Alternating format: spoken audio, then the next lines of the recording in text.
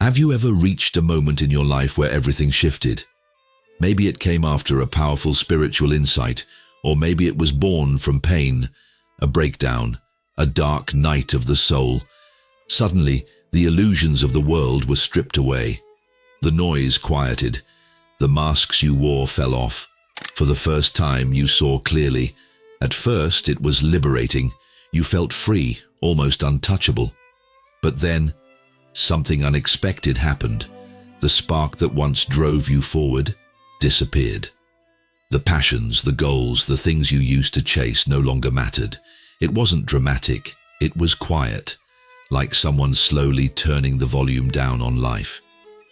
And now, maybe you wake up in the morning and ask yourself, why do I feel so numb after finally seeing the truth? Why don't I care about the things I thought I always wanted? This is the paradox of awakening that so many seekers encounter, but so few talk about. We expect awakening to light us up, to fill us with purpose. But for many, it does the opposite. It empties us. Carl Jung, the father of analytical psychology, understood this deeply. He saw that real enlightenment isn't just about light, it's about facing the darkness and what happens when the unconscious becomes conscious. And that process can leave you lost, drifting in a strange in-between, where old motivations collapse, but new ones haven't yet appeared. In this video, we're going to explore exactly why this happens, what Jung revealed about this mysterious pause, and how what feels like losing your spark may actually be the most important upgrade your soul has ever gone through. So, stay until the end, because we'll uncover how to move through this fog, how to understand it, and most importantly, how to discover a deeper kind of motivation that doesn't fade. When people talk about spiritual awakening, they often describe it as the peak moment of life, that one breakthrough where everything suddenly makes sense. And in many ways, it starts out that way. Something shifts inside you. It could come after a breakdown, a painful loss, or simply after years of searching for truth. Suddenly, the illusions you once lived by crumble. The endless noise of society, the pressure to be someone, the chase for approval, all of it falls silent. For the first time, you feel free. That silence feels like a gift. You might even think to yourself, this is it. I've finally made it. I've finally woken up. The world looks clearer. Your mind feels lighter, and it's as if you've stepped outside of a dream. You expect that this new awareness will spark a fire inside you, a new passion, a new purpose, a new reason to live with more intensity. But then, something unexpected happens. Slowly, quietly, that spark begins to fade. Not overnight, but like a dimmer switch being turned down. The excitement you thought would last forever dissolves into stillness. You look around and realize the things that used to motivate you don't carry the same weight anymore. Career goals, achievements, money, status, even relationships or passions that once consumed you now feel strangely hollow. You wake up in the morning and the old fire isn't there. The drive that once pushed you through life is gone. You're not reckless. You're not lazy. You're just still. Almost like your soul has sighed and said, I don't want to play that game anymore. And this is where the paradox appears. Awakening was supposed to light you up, right? It was supposed to give you clarity and direction, but instead it empties you. You thought enlightenment would give you wings, but instead it feels like your feet are stuck to the ground. For many sensitive, introspective people, the seekers, the ones who read the books, meditate, and ask the deeper questions, this stage can feel like betrayal. You thought you were walking into a life of passion and higher meaning, but instead you find yourself staring at the ceiling, wondering why nothing seems to matter. This is the hidden truth almost no one talks about. The paradox of awakening is that before it gives you something new, it first takes something away. It strips the old fuel, the old identity, the old reasons to live. And in that emptiness, you're left with a haunting question. If none of this drives me anymore, then what will? Carl Jung, one of the most influential thinkers in psychology, understood this strange, disorienting stage long before modern spirituality tried to put words to it. He didn't talk about awakenings in the trendy way we hear about them today, but he knew exactly what happens when the unconscious breaks into the conscious mind. Jung once said, "Enlightenment doesn't come by imagining figures of light, but by making the darkness conscious." At first glance, that sounds inspiring, almost poetic, but if you sit with it for a moment, you realize just how unsettling it is. What Jung is really saying is that awakening isn't the end of the journey, it's the beginning. And the beginning is not filled with fireworks and joy, it's filled with death. Not the literal death of your body, but the psychological death of who you thought you were. The person you built through years of striving, the one who cared about success, approval, the to-do lists, the 5-year plans, the mask you wore to fit into society. Jung called that mask the persona, and awakening strips it away. But here's the problem. When that mask falls, when those structures collapse, you're left standing in empty space. Your ego doesn't disappear, it's still there, but it's lost its map. It doesn't know who it's supposed to be anymore, what it's supposed to chase, or why it should even get out of bed in the morning. That's why so many people describe the post-awakening phase as numbness. It's not that you're lazy, it's not that you're broken, it's that the old motivational system, the one powered by ego, ambition, fear and desire, no longer works. You've outgrown it, but the new system, the one aligned with your deeper self, hasn't fully come online yet. Jung would say that this is the most fragile and misunderstood stage of transformation.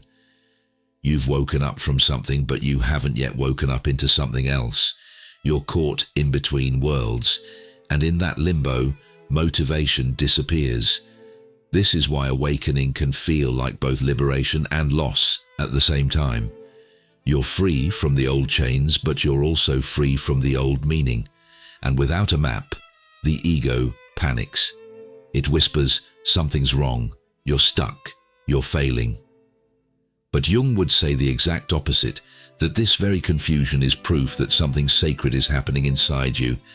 If you find yourself in this strange fog, where old goals don't matter and new ones haven't appeared, it's easy to think something has gone terribly wrong. Society tells us that stillness equals failure, that if you're not hustling, chasing, achieving, you must be lazy or broken.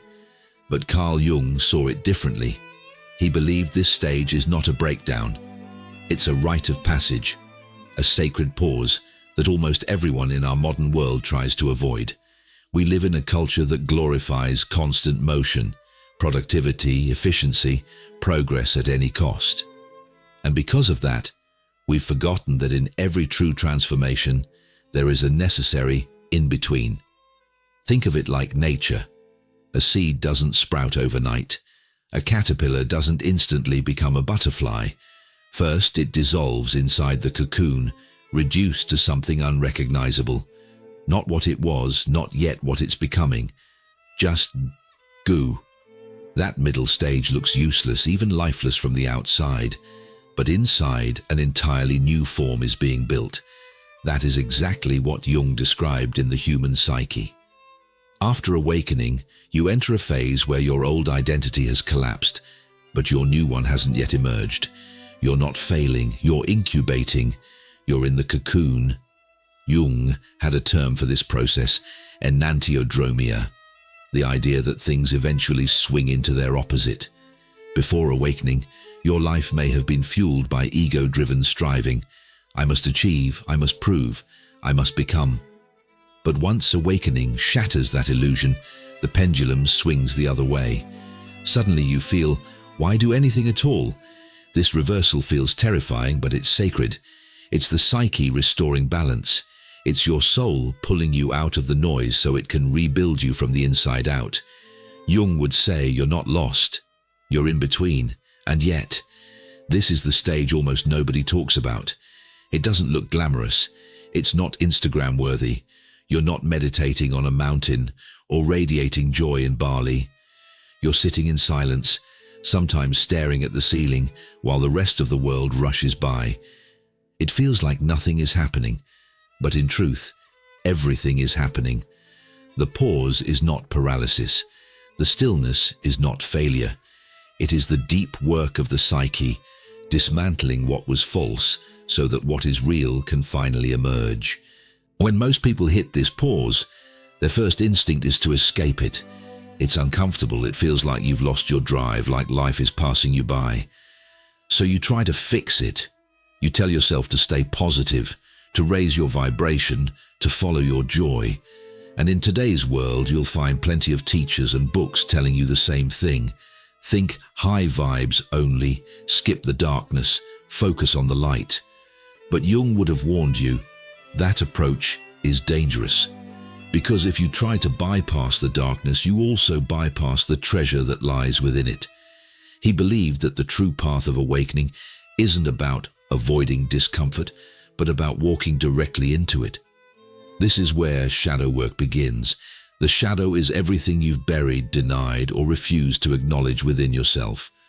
All the pain you pushed aside, all the desires you suppressed, all the parts of you that didn't fit the mask you wore for the world.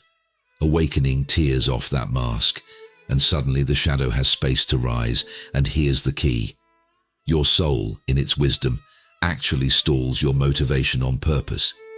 It removes the old fuel, so you can no longer distract yourself with endless activity. You can't run back to the hustle. You can't drown yourself in the chase for validation. You're forced to sit in the silence, and in that silence, what was buried begins to surface. It's unsettling. Sometimes it looks like apathy, sometimes like grief, sometimes like old wounds you thought were long gone suddenly reopening. But this is not failure. This is the unconscious finally becoming conscious. This is the real work of transformation. Jung believed that until we face our shadow, we remain fragmented, half alive, living through masks and roles. He said, one does not become enlightened by imagining figures of light, but by making the darkness conscious. And that's exactly what this pause is for. It's not here to destroy you.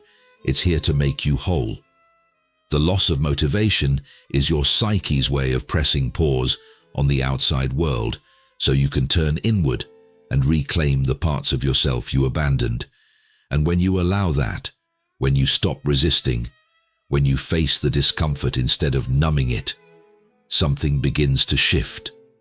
The shadow starts to integrate. The energy you once used to repress, deny, and hide yourself slowly returns.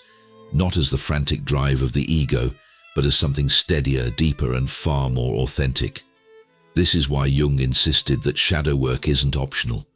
It's not an extra step for the spiritually curious. It's the core curriculum of being human. Without it, awakening collapses into disconnection. With it, awakening becomes rebirth. When you stop fighting the pause, when you stop judging yourself for not being productive enough, something subtle begins to change. It doesn't happen all at once. It doesn't look like the old fire suddenly sparking back to life. Instead, it's quiet, almost invisible at first. A new kind of movement begins to stir within you, not the restless drive of the ego that says, I have to prove myself, I have to keep up, I have to win. That fuel is gone, burned away. What rises in its place is softer but stronger. It feels less like chasing and more like remembering, less like anxiety and more like alignment. Carl Jung described this as the emergence of the self, not the mask you once wore, not the ego identity that needed approval, but the deeper center of your being. The self doesn't push you with fear or urgency. It pulls you with resonance. It doesn't demand performance. It whispers truth. And here's the beautiful part. This new motivation doesn't need external validation to survive. It doesn't flicker when life gets hard. It doesn't disappear when no one is watching. Instead, it flows from within, like a current you can finally trust. You start noticing small things. A quiet nudge to create, not because it will make you successful, but because your soul wants to express. A pull towards certain people or places that feel meaningful, even if they don't make sense on paper. A willingness to say no to what doesn't fit, not out of rebellion, but out of honesty. This is motivation transformed. It's not hustle-driven, it's not performative, it's not fueled by fear of missing out, it's grounded in authenticity. And that authenticity is powerful in a way the old fire never was. Jung called this living symbolically. It means you're no longer trying to dominate life or force it to match your plans. You begin to live in dialogue with it, paying attention to synchronicities, dreams, intuitions, and subtle signs. You stop demanding answers and start noticing the quiet invitations that life is offering you. This shift is why so many who endure the void eventually find themselves living with a deeper sense of purpose than they ever had before. Not because they returned to the old fire, but because they discovered a new one. A flame that doesn't burn out when the winds of change blow, because it isn't borrowed from the outside world. It's rooted in the self. As this new flame takes root, life begins to look different. On the outside, nothing dramatic may have changed. You still wake up in the same home, you still face the same responsibilities, and you still live in the same world that demands speed and achievement. But on the inside, something has shifted forever. You're no longer being pulled by the frantic voice of the ego. That voice used to whisper, "Do more, prove more, be more." And for years, it fueled your every move. But now, its grip has loosened. You begin to see that your worth was never tied to constant motion. You realize you don't need to perform for life. You need to participate in it. Living from the self means you no longer force yourself into paths that don't resonate. Instead of chasing what looks good on paper, you choose what feels honest in your bones. Instead of asking, "What should I do to get ahead?" you ask, "What is quietly calling me right now?" And the answers that come are often beautifully ordinary. Sometimes it looks like creating art that no one else will see. Sometimes it's saying no to a relationship or job that doesn't fit, even if it's what others expect of you. Sometimes it's simply allowing yourself to rest, not because you've earned it, but because your soul needs it. This is the paradox of the new motivation. It doesn't shout, it whispers. It doesn't push, it guides. It doesn't exhaust you, it restores you. And from that space, you begin to notice that the energy you do spend is more powerful, more effective, and more aligned than all the years you spent hustling. Jung described this as the symbolic life, a way of living where you no longer see yourself as separate from the world, but as part of a larger conversation. Life speaks to you through symbols, dreams, synchronicities, and inner nudges. And instead of trying to control it all, you begin to trust the rhythm. When you live from the self, ambition transforms. It's no longer about status or recognition. It becomes devotion. Devotion to truth, to presence, to expression. You act, not because you're trying to fill a void, but because your whole being says yes. This doesn't mean life will always be easy. You'll still feel fatigue, confusion, even grief. But beneath it all, there's no longer that constant sense of betrayal, that inner war of dragging yourself through a life that doesn't fit. Instead, even in difficulty, you know you're aligned. You know you're living from something real. And that, Jung would say, is the quiet miracle of individuation. You're no longer surviving through masks. You're living as the whole of who you are. So if you've been moving through this season of silence, this strange fog where nothing seems to matter, let me remind you, you are not failing. You're not broken. What you're experiencing is the oldest transformation in the human story, the death of the old self, so the deeper self can finally emerge. Carl Jung understood that awakening strips us bare before it rebuilds us. It takes away everything familiar, not to punish us, but to prepare us. It clears the ground, burning away the false fuel of ego so that a new flame, one rooted in authenticity, can take its place. And yes, this stage is lonely. It feels as if the world keeps rushing by while you stand still. Others chase their dreams, tick boxes, post their highlight reels, while you sit in the pause, unsure of what comes next. But here's the truth. You're not behind. You're in the cocoon. And cocoons are not prisons.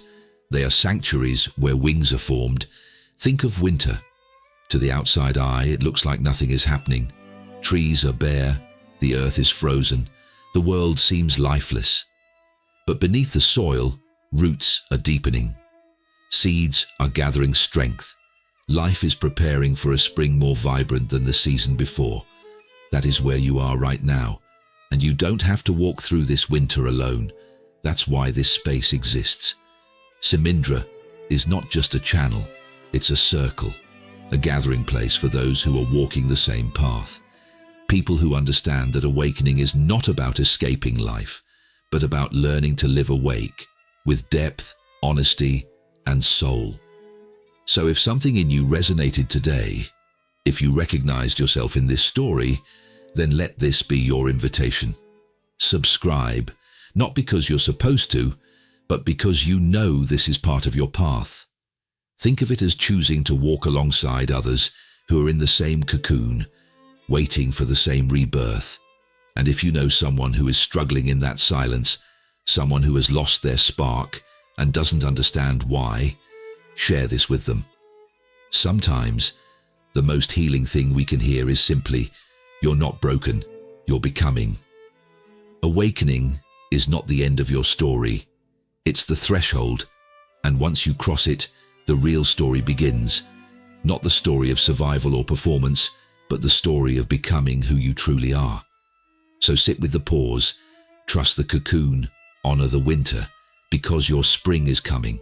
And when it does, the flame that rises will not be borrowed or fragile. It will be yours.